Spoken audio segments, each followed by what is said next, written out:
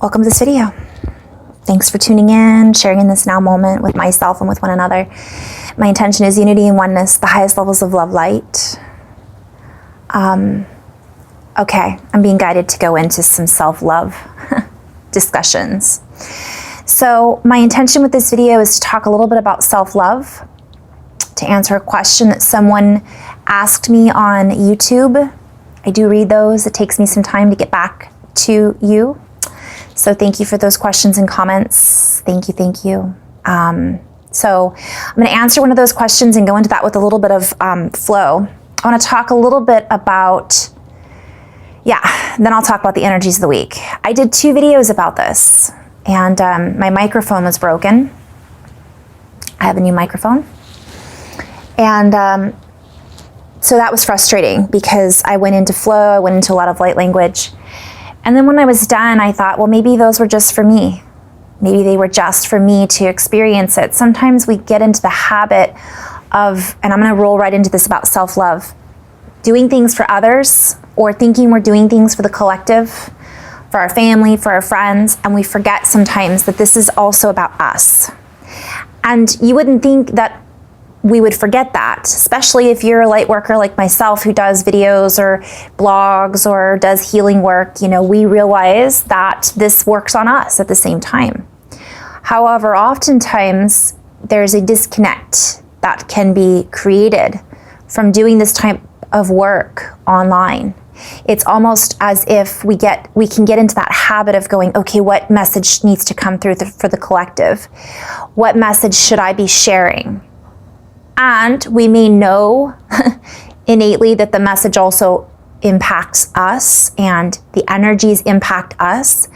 But I feel like this week, my messages were all about, we need to do this for us. One of my dear friends, Kat, who was a heart math coach, for a long time, she did healing work and then she just stopped. And she said, I keep getting the message, I just need to work on myself. Because we're holding that space for others. And if we're focused on holding the space for others, but we're not holding the space for ourselves, which I can get into that trap. I can fall into that trap, and we could label it as ego, or we could label it as, wanting to help others and feel good because that's what we're doing. Whatever the label is, we're being invited to drop all of those labels. And just recognize that sometimes it's just about us. Sometimes it is about us taking the time and not going on social media. And again, I've talked about this, but that doesn't mean that I always have that connection and go, oh, okay, that was for me. So that is kind of rolling into my message about self-love. So we have this disconnect sometimes. The question was, and I'm not naming any names about these questions that get asked, but I do honor you for asking and sharing, and was, do you have any light language to help with more self-love? So I want to talk a little bit about what self-love is and move into that. So from my perspective, as all of this is only from my perspective, we can only love ourselves when we have that connection. Not only with ourselves, obviously, but with the bigger concept of who we are. Because we are not just a skin suit. We are not just a soul embodied in technological, cellular matrix complex skin suit. We are multi-dimensional, multifaceted. We are tied to all things. We are the spirit that moves in all things.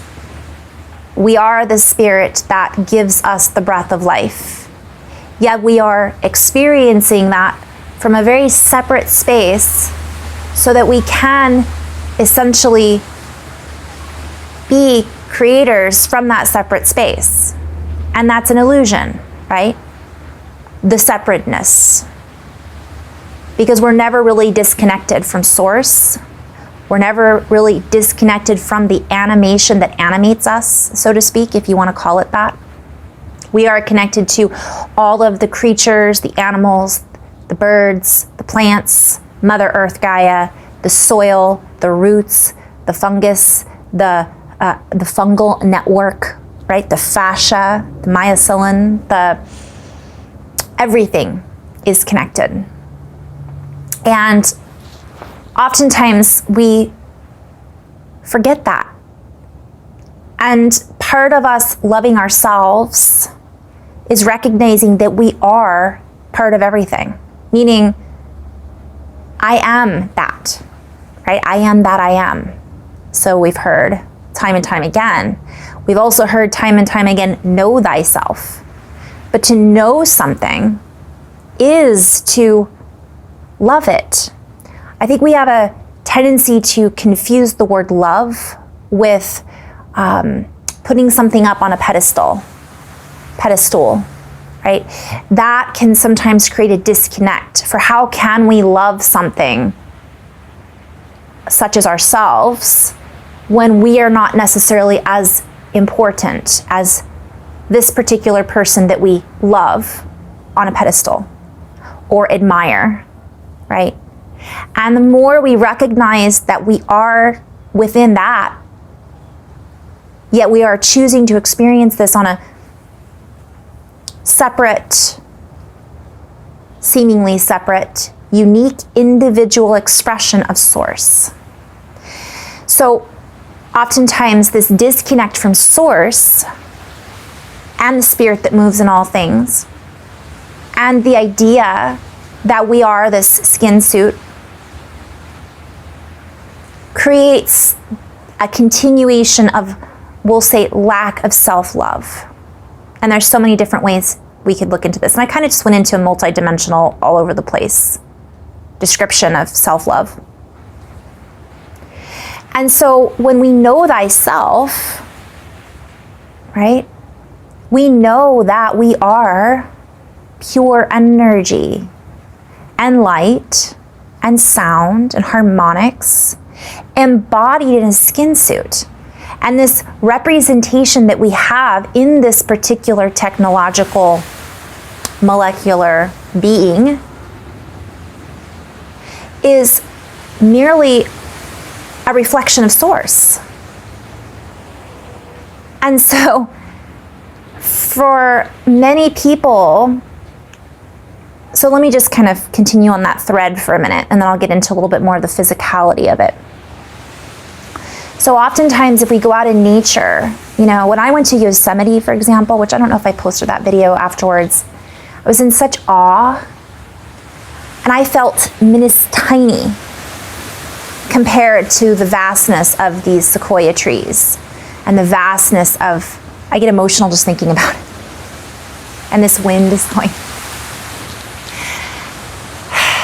It blows the heart wide open. Being out in nature and seeing that the breath that animates me animates the movement of the trees, that the breath that the trees are connected into is the same breath that I'm connected into. Therefore, how can we be separate unless we choose to or have gotten into the habit pattern of thinking we're separate, which we all do from time to time. But being in that space of complete awe and wonder, going to the ocean and recognizing that the water that makes up the ocean and the salt that is in that ocean is in our bodies, can sometimes be just enough over and over and over again to shift us from moment to moment to moment, to feel more in tune with what we really are, who we really are, what we really are connected to always. So oftentimes we forget that. And for me, that separateness, that feeling of separation, is where kind of this lack of self-love can begin for many, but can also end for many. And when we really connect in with that, we know that we are more than meets the eyes, right? And that in itself can sometimes be enough in that moment to pull us out of that separation, to pull us out of that dense feeling, and to open and be more expansive, because then that gives us the bliss charged frequency that comes from our heart. When we ignite that fuse, that fusion, right? I've written about this in the last few weeks. It pulls us out of confusion. Okay, when we're confused about who and what we are, and we're detached, which we all go through from time to time, I feel, we are not fusing together with Source. We are conning ourselves out of our own birthright, our own reality, our own presence. We are confused, right? And it creates scattering.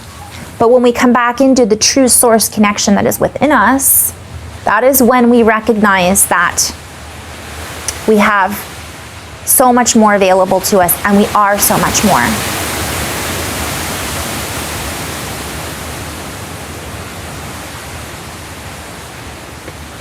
Getting emotional again. So, when we're in nature, we see how much bigger everything is. And I'm going to go back to me feeling minuscule, feeling small, right? I felt tiny. And for some people, that can make them feel less in love with themselves. And I say this from a non-egoic perspective. They can feel, well, I'm nothing. I'm just a mere human. Okay, sure, I'm more than that, but I don't feel that when I sit out in nature. I don't feel that and that is a true disconnect where we have to do the work in order to, again, bring us out of confusion and into fusion of truth. Truth fusion, which is heart coherence. I talk about heart math all the time. I brought up Dan Winters. It does take us doing the work sometimes because we've created so many coils of mistruths, so to speak, all of this knots that has essentially severed our ties with our true sense of who we really are. And that can happen from trauma. It can happen from us. I'm hearing building false bridges. So I'll talk about that in a minute. So what happens is oftentimes we are told, let's say from birth or childhood, let's say we had womb, our parents didn't love us, or told us we weren't worthy, or we had a sibling growing up that constantly berated us, or a teacher, or a family. It doesn't matter. Okay, we made it matter. We made it important to us by believing those stories. And then what happened is sometimes we take those on as our truth. And we say, well, I'm not worthy because fill in the blanks. So lack of worthiness. That is a belief structured around a matrix or a particular energy field that as we believe it more and more, it becomes more and more real. It matters more to us. We create it and bring it into matter, M-A-T-T-E-R, right? We are the creators of our reality. So we see it and we pull it in and we say, I'm owning that now. Yes, I agree. I'm not worthy. I'm not worthy. Wayne's World. Anyways.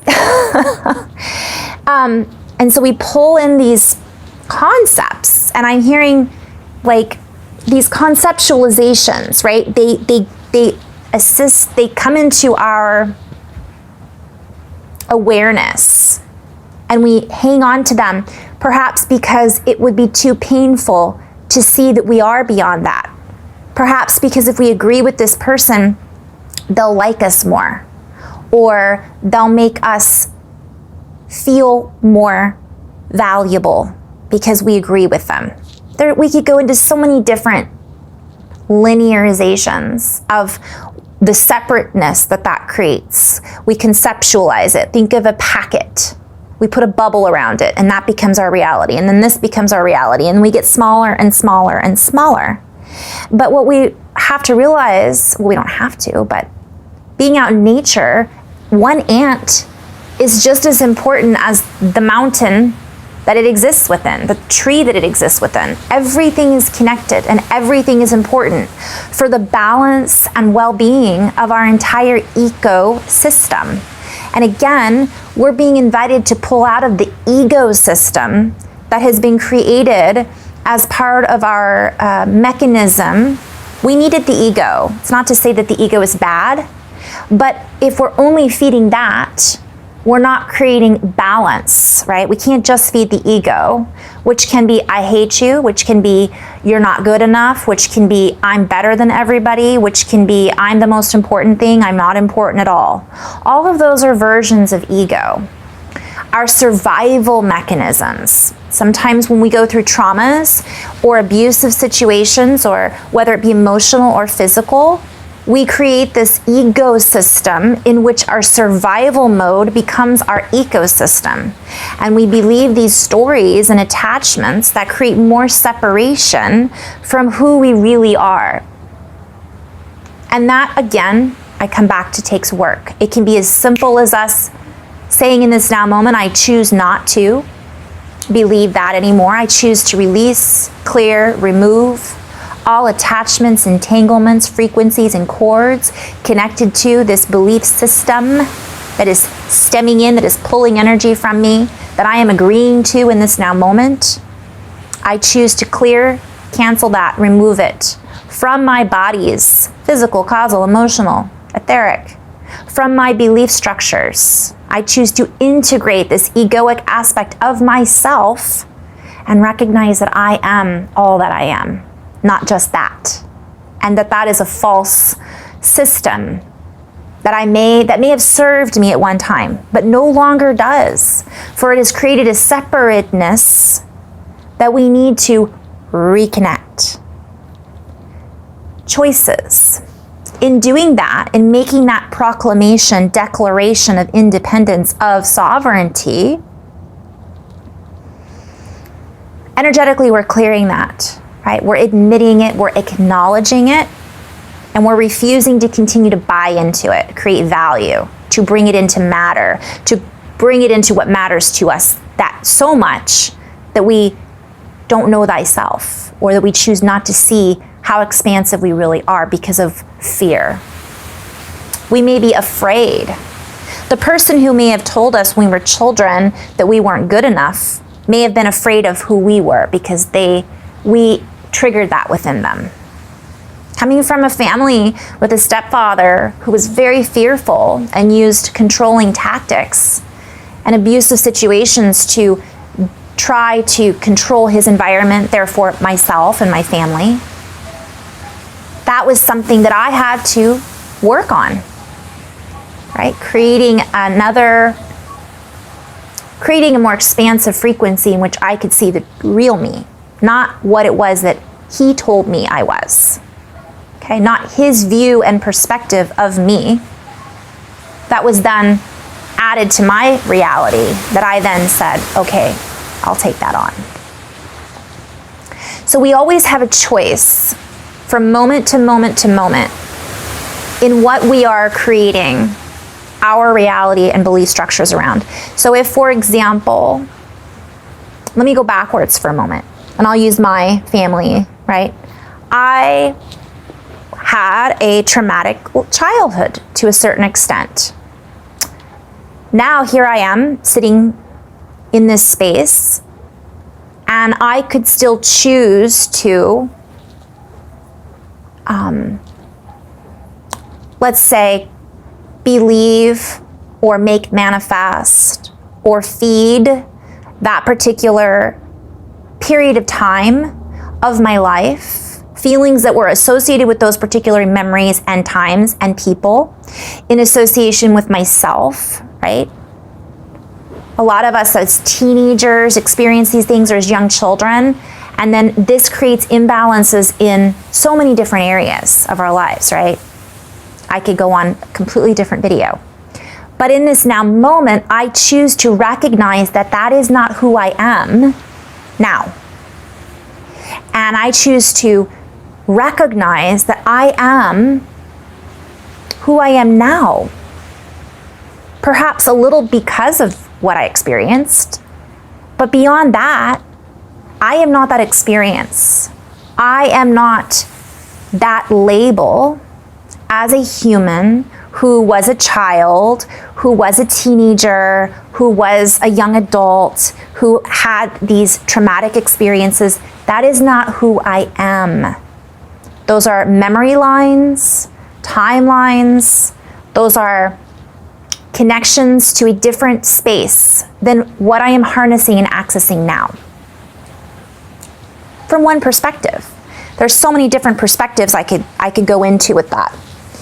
So I'm making a choice to make valuable my connection to more than that, which is all of this, which is my heart space. And in that space, and acknowledging that, I have the ability to choose compassion for myself, forgiveness for myself. And many people would say, well, it's not my fault or your fault that an abusive situation happened.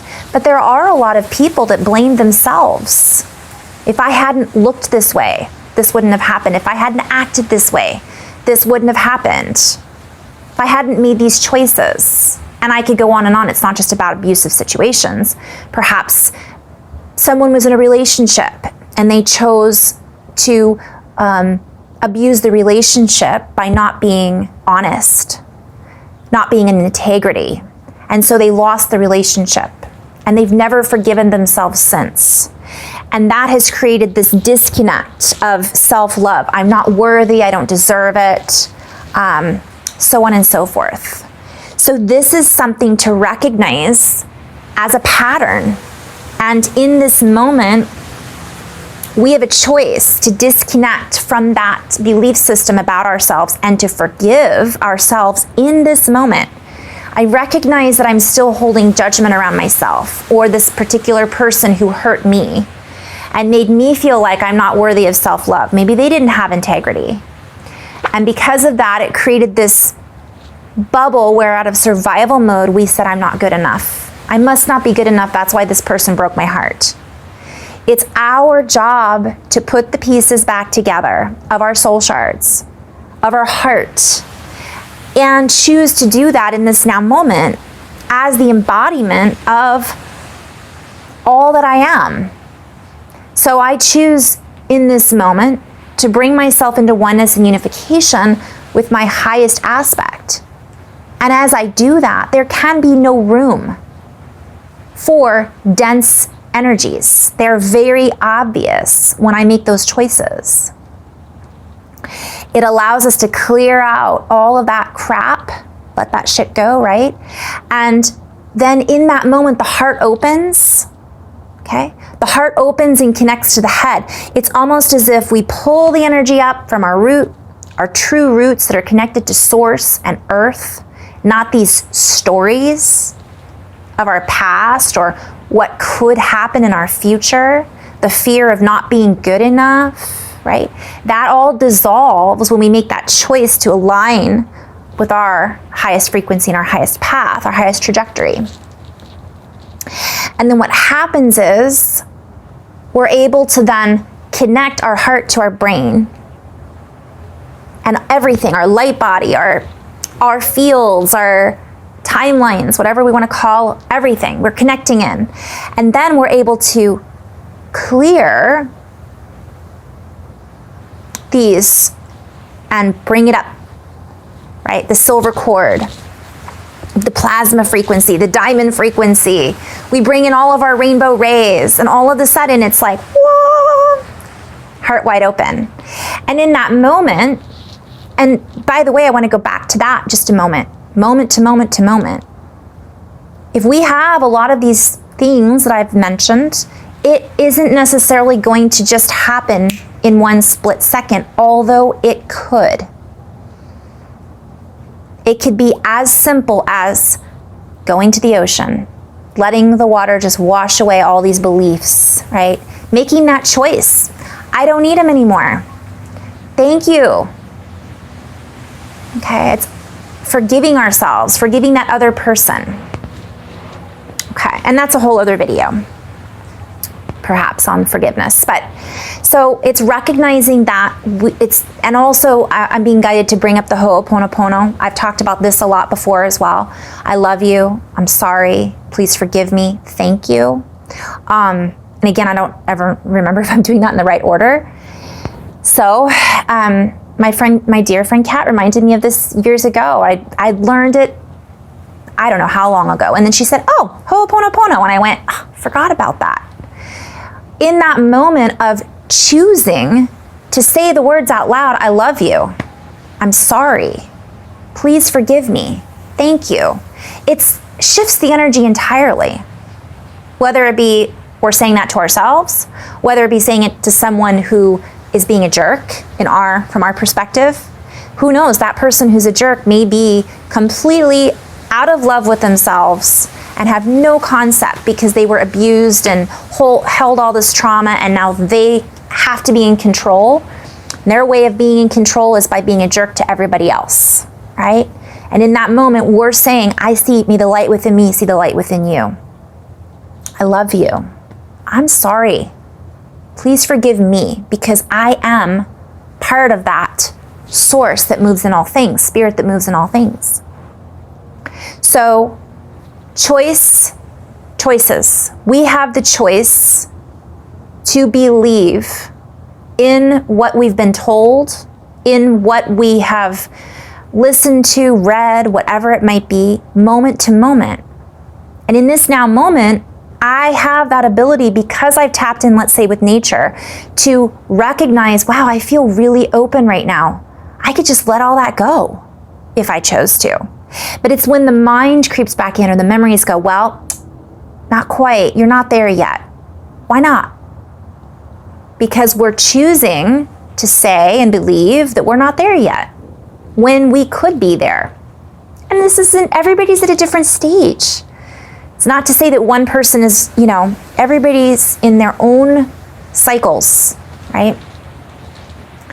So in these choices, we take our sovereignty back. We take our freedom back from these other things, these false realities, right? False evidence appearing real. This evidence was in the fact that this person, let's say, cheated on us and broke our hearts, right? We could harbor that energy that we're not good enough and all men or women are jerks, whatever it might be. Or we could say, I choose to clear all that now. I am good enough. That isn't me, who I am. That's a story that's connected to an experience that I had in that particular time, space, reality dimension, however we want to look at it. And just by making these short choices quickly, we're acknowledging it. We're not ignoring it. We're not feeding it. We're just holding space for it. Sometimes that's all it takes, is just holding that space. And that, again, I want to end it a little bit by talking about fear. False evidence appearing real. That isn't necessarily just, I don't want to see it because it's going to frighten me. Fear is false evidence appearing real. What else do we have in our life that's false evidence? That's just sometimes stories that are appearing as real, that are just stories. Have you guys ever done something, you've said something, and you just let it percolate and thought, how could I ever forgive myself for saying that to that person? They must hate me. I can't tell you how many times I've done this. And then you see them and they go, hey, you think they're mad at you. And they go, I don't even know what you're talking about. I don't even remember that. And here we are creating this story and this drama around this particular thing, an event, we're feeding it. That's false evidence appearing real. Because in their reality, it doesn't even matter. We've made it real and matter and valuable. So how easy would it have been just to forgive ourselves? And then if the opposite is true, we can say, I'm really sorry. I didn't even notice I did that. I apologize. Will you forgive me? And if they can't forgive, that's on them. Then they're the ones that are creating that energy. Of course, we always have a choice to operate with our highest integrity. And that's, again, another video. So I'm going to do a little light language if I have time. So if I run out on this film.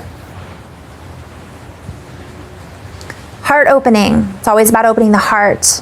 to access our higher levels of self-love.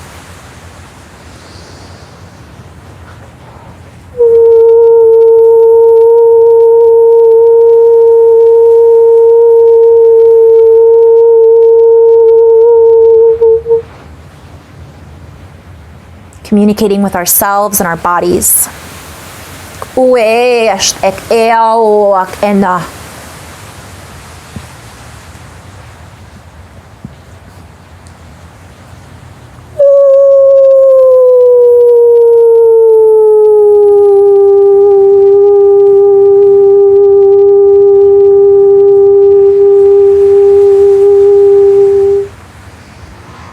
Being reminded, finding our bliss, our coherence, doing what feels good.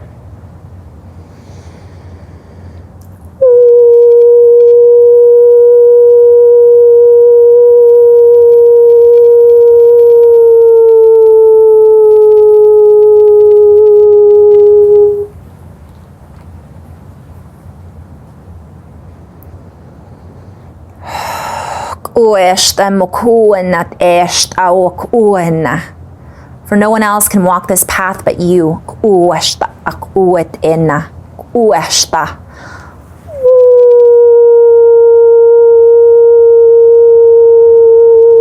I'm being guided to remind everybody that when you feel into light language, whether it's viewing it, listening to it, moving with it, it's just you. Accessing these higher aspects of you by allowing yourself to open to the frequencies that I am sharing that we all have access to.